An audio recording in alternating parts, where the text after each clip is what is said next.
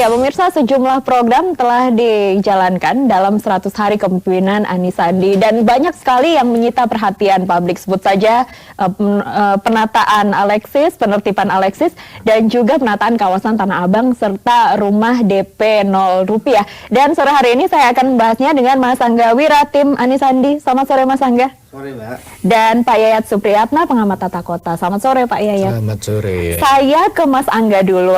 Sore hari ini kita fokus ke penataan kawasan Tanah Abang dan juga rumah DP 0 rupiah. Penataan kawasan Tanah Abang ini menuai banyak sekali pro dan kontra. Pertanyaan besarnya adalah apakah rekayasa lalu lintas penutupan Jalan Jati Baru Raya ini akan berlangsung lebih lama lagi atau memang sudah ada program strategis yang digagas Pemprov DKI? Ya, tentunya menyelesaikan persoalan Jakarta kan tidak semudah membalikan telapak tangan ya. Sangat kompleks persoalannya. Tentunya dalam konteks penataan Tanah Abang juga kan memang harus dilihat roadmap ke depannya seperti apa. Karena itu juga terkait juga dengan moda transportasi yang ada di situ. Bukan hanya soal juga Tanah Abang, tapi juga di situ juga ada PT KAI Komuter misalnya. Nah, kita juga harus lihat planning ke depannya seperti apa. Karena tentunya juga ini akan menjadi satu kesatuan yang tidak bisa dilepaskan satu persatu. Dan tentunya yang seperti sekarang ini memang sifatnya memang periodik aja gitu Mbak. Ini akan ada evaluasi dari tim kami, dari yang terjadi saat ini, lalu ke depannya seperti apa. Kelihatannya memang akan ada proses relokasi juga ke dalam kembali gitu, tentunya, tapi juga dengan memperhatikan juga situasi yang ada, kesesuaian yang ada dari ketersediaan dari Pasar Jaya. Baik, ini ternyata ada banyak aspek yang harus diperhatikan Pak Yayat. Ada transportasi, lalu ada rencana pemindahan ke dalam, tapi seperti apa ini kan menjadi tanda tanya. Dari Pak Yayat, rekomendasinya atau kalau melihat kondisi sekarang idealnya seperti apa Pak Yayat? Begini, di sana tuh ada dua sumber bangkitan, bangkitan pergerakan dan bangkitan mobilitas masyarakat. Yang pertama satu dari bangkitan transportasinya.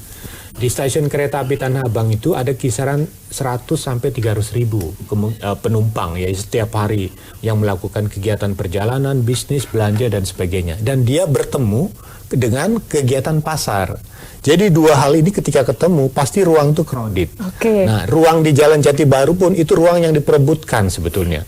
Diperebutkan oleh supir angkot karena disitulah sumber pendapatan terbesar. Diperebutkan oleh PKL karena disitu juga sumber pendapatan terbesar. Jadi kalau bicara tentang Tanah Abang itu berbicara ruang yang dikomoditaskan. Ruang yang diperjualbelikan. Makanya isunya kan banyak. Dari pungutan, preman, dan semuanya banyak. Nah, karena dia punya nilai, maka orang pingin dekat dengan sumbernya. Nah, yang menjadi tanda tanya dalam pendekatan ini adalah bagaimana memperhitungkan daya tampung dan daya dukung Tanah Abang. Sebetulnya idealnya bagaimana sih? Nah, seperti dikatakan tadi, di sini banyak kepentingan. Kepentingan pertama misalnya dari PT Kereta Api. Kapasitas stasiun Tanah Abang itu sudah tidak maksimal. Lahannya masih ada. Tetapi PT Kereta Api pun punya master plan. Ingin mengembangkan Tanah Abang dengan konsep TOD baru. Ya kan? PD Saranajaya juga punya kepentingan. PD Pasar Jaya juga punya kepentingan. Dinas Perhubungan punya kepentingan. Masing-masing punya rencana. Nah, jika rencana ini jalan sendiri-sendiri, tidak akan pernah selesai. Maka pertanyaan paling mendasar, apa langkahnya? Menyelesaikan PKL Tanah Abang itu lewatnya panjang.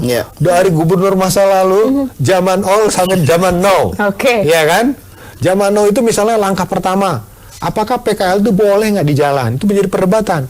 Inilah PR terbesar bagi kita. Satu, PKL itu nyata dan ada. Tapi undang-undang, peraturan daerah tentang tata ruang tidak pernah mengakui PKL. Jadi PKL itu antara anak kandung dan anak tiri nih. Ya kan? Ditempatkan ke dalam bloknya, dia tidak punya mampu bayar sewa, ditempatkan di pinggir jalan, dia bikin ribut. Nah, sekarang solusi tengah ya, menurut saya. Apakah solusi yang sekarang ini merupakan solusi yang bersifat permanen atau bersifat sementara? Itu yang harus ditegaskan. Kalau misalnya di tengah terus, ini ribut nih, tidak akan pernah selesai. Maka saya mengatakan, skenario-nya itu harus skenario makro. Disinilah masyarakat bertanya-tanya, mau dibawa kemana selanjutnya? Itu PR yang paling menarik gitu. Mau dibawa kemana Mas Angga? Tadi ada wacana juga, penataannya nanti bisa jadi akan dimasukkan ke dalam. Tapi waktu kemarin ada di dalam, PKL ini protes karena sepi, tidak seramai waktu berjualan di jalan. Sekarang, walaupun jualan di jalan, agak mengganggu ketertiban lalu lintasnya juga, tapi pedagangnya senang, pembelinya senang. Langkah strategis apa ini yang Ya, win-win tadi solution, saya Pak? nyambung ke Mas Yayat, artinya memang harus ada rekayasa ya. Artinya kan sepi itu kan karena trafficnya nggak ada. Oke. Kalau trafficnya diatur, tentunya ini juga akan menyebabkan ada orang yang akhirnya berinteraksi dengan lokasi tersebut. Nah, tentunya memang harus pendekatannya tidak bisa parsial. Tadi ada mungkin 4 sampai 5 elemen yang harus diperhatikan, dan juga tadi BUMD juga ada Saranajaya, ada Pasarjaya, ada kereta api yang memang tentunya ini master plan-nya nggak bisa terpisah-pisah. Harus duduk bersama. Sudahkah? Ya, ini kan dalam proses kemarin komunikasi ini kan akhirnya terbangun. Oke. Komunikasi antar stakeholder yang ada. Belum lagi juga ya tentu tadi ada premannya misalnya di sana, ada juga yang di sisi lain kan juga pengelola bukan hanya Pasarjaya kan, ada pengelola yang lain, itu juga harus ada komunikasi yang baik. Baik, kita akan lanjutkan perbincangan terkait rumah DP 0 rupiah usai jeda. Pemirsa, tetaplah bersama kami di Ada Berita Petang kembali saat lagi. Iya, salah satu janji yang paling dinanti oleh warga Jakarta di kepemimpinan Anies Sandi ini tentu saja adalah rumah DP 0 rupiah. Tapi kemudian menjadi pertanyaan Mas Angga, karena penghasilan harus di bawah 7 juta dan sejenisnya. Apakah warga Jakarta ini akan mendapatkan sesuai dengan sasarannya, segmentasinya untuk siapa? Akankah nanti tepat sasaran, Mas Angga? Iya, ini program DP 0 rupiah ini memang salah satu janji kerja ya yang memang sangat dinanti oleh publik ya. Tentunya memang program DP 0 rupiah ini juga harus juga kita sampaikan dengan terang benderang dan juga realistis ya. Tadi kan sempat apakah rumah tapak atau tapi dalam konteks sekarang yang diimplementasikan adalah memang high risk ya, model bangunan high risk. Nah, tentunya memang yang harus ke depan di-clearkan adalah mungkin ada peraturan gubernur atau peraturan daerah ya yang memang bisa menjelaskan secara detail aturan main daripada rumah DP 0 rupiah. Sekarang aturan mainnya sudah disusun? Ya, ini lagi dalam proses, tapi kan yang memang dalam konteks ini kan ada groundbreaking ya, karena kan perlu waktu ya. Dan di sisi lain juga secara paralel juga pemerintah daerah mengajak bekerja sama juga pihak swasta juga, karena nggak mungkin bergantung pada pihak BUMD untuk melakukan pembangunan. Pola-pola kerjasama ini saya rasa akan disusun, dan kemarin juga seingat saya 1 minggu yang lalu Pak Gubernur juga udah ada pembicaraan dengan Bank Indonesia, ketemu Gubernur BI Pak Agus, juga dibicarakan juga mengenai skema-skema tentang DP 0 rupiah ini seperti apa. Baik Pak Yayat, ini kan program yang paling dinantikan ya, Yeah. mengingat janji kampanye dan sejenisnya. Pak Yayat melihatnya seperti apa? Idealkah pembangunan yang sekarang sedang berjalan? Begini, kalau DP 0 itu kalau dari gimmick politik menarik. Betul. Apalagi dari strategi marketing. Jadi menurut saya DP 0 itu menarik, tapi pertanyaannya apakah rumahnya mampu dibeli masyarakat atau tidak? DP 0 bisa berlaku pada semua tipe rumah kan, karena strategi pengembang pun menggunakan itu. Nah, sekarang menjadi pertanyaan dengan kasus yang kemarin di launching misalnya, itu dengan harga misalnya 320 juta untuk tipe 36 dan 185 juta untuk tipe rumah tipe 21. Yang menjadi pertanyaan adalah DP-nya 0 atau DP-nya mengikuti FLPP.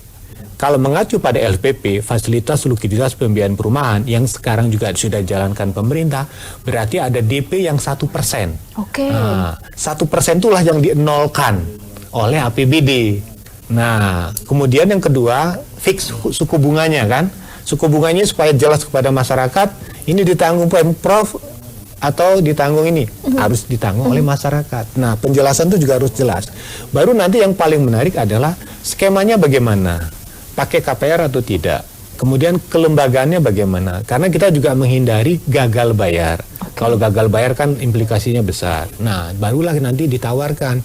Ini kalau rumah dengan cicilan sebesar itu, misalnya contoh yang 320 juta, itu rata-rata 4,6 loh. Cicilan pokok dengan bunga bunga cicilan pokok sama bunga cicilnya kan. Rata-rata 4,6 juta. Kalau ditambah ini tipe yang 36 ditambah dengan misalnya dengan IPL untuk pengelolaan tinggal rumah susun, itu antara yang 8.000 sampai 10.000 per meter, itu rata-rata 4 juta. Apakah yang 7 juta masuk atau tidak? Nah, masuk lagi kepada tipe rumahnya.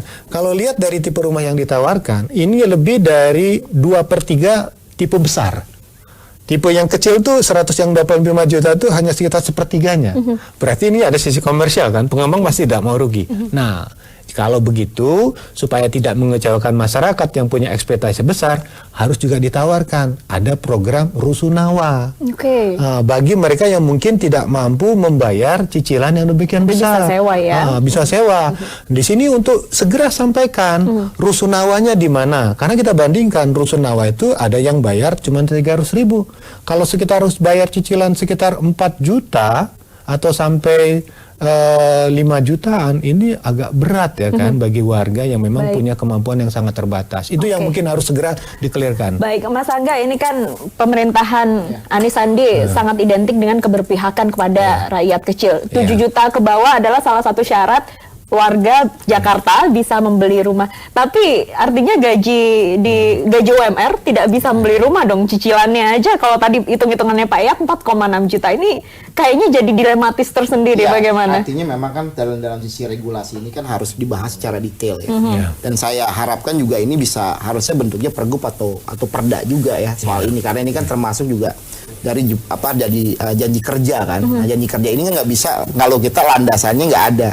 Karena tadi kan kalau kita mau pakai skema tadi kan ada FLPP dan lain sebagainya, itu kan ada aturan mainnya. Nah, ini yang harapan kita juga ya, tentunya mengharapkan dibahas juga bersama juga DPRD gitu loh. Karena kan ini kan menyangkut juga anggaran. Kalau nanti misalnya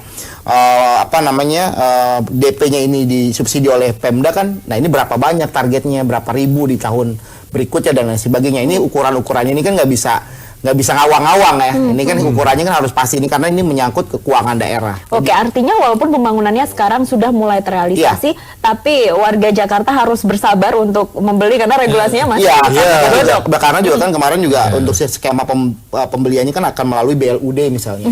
Kita juga nggak ingin ada jual beli unit. Mentang-mentang nanti ini pendukung Anies Sandi, jangan dikasih pendukung Anies Sandi aja. Kita nggak mau begitu, kan menjadi hak semua warga DKI gitu. Baik, menarik sekali, tapi tentu saja ini masih panjang sekali kerjanya dari Gubernur DKI Jakarta Anies Baswedan dan juga wakilnya Sandiaga Uno. Kita sama-sama menunggu bagaimana kinerja yang terbaik yang diberikan untuk Jakarta. Terima kasih Mas Angga, terima kasih Pak Yayat.